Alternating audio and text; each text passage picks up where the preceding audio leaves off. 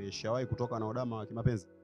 Hapana, yeye kutoka naye na ni rafiki yangu na ni mtu wa karibu sana sana sana kwa kipindi hicho, kabla sijapumzika kutoka kwenye game, lakini katika mahusiano mahusiano ya kimapenzi.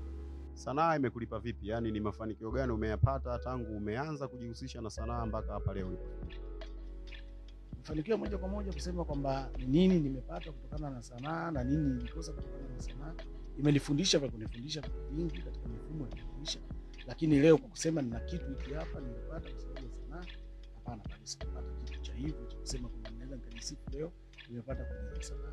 Lakini pointi kubwa ninayozungumzia kwamba bado nina deni na sanaa, ndio maana nimeendelea kukaa nje, lakini bado mawazo yangu yapo kwenye sanaa na ninaona kabisa nafasi, kuna uhuru, kuna soko zuri la kujitegemea, yani wewe uamue ufanye kitu cha aina gani. Shida hapa watu wengi wanachopambana na kuhangaika ni msingi. Unapataje msingi ili kurudi tena kwenye game? Hiki ndio kinachohangaika. Mimi Kantala nahangaika kutafuta huo msingi.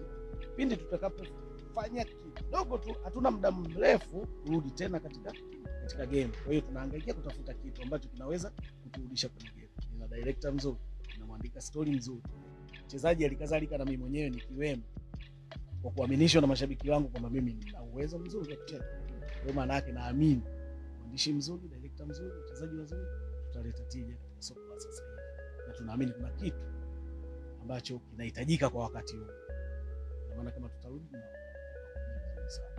kwa sasa hivi watu wakikuhitaji kukupata au kuona kazi zako, wafanye mchakato gani au wakutafute wapi? Awali nilisema nimepumzika kidogo, lakini nimepumzika mimi.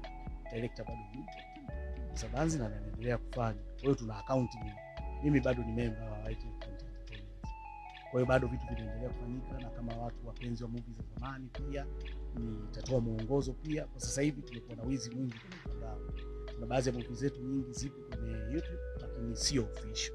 Kwa hiyo baada ya muda tutapata nafasi tena tutatoa nini, yani tutasema kwamba official kabisa kwamba ni account gani. Kwa sasa hivi tuna Facebook ambao ukiingia Facebook unaandika Msabanzi utakuta pale background, yani nyuma ya picha ya Msabanzi kuna background ya njano, Msabanzi ameshika kamera. Hiyo ndio account ambayo iko sasa hivi.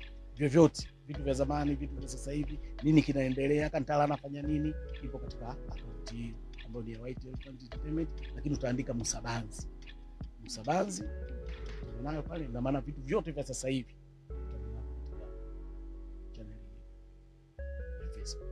Nashukuru sana kwa uwepo wako ndugu Kantala. Mpaka kufikia hapa tumefikia mwisho wa mahojiano yetu. Wewe ambaye hujasubscribe channel yetu, tunakuomba ufanye hivyo.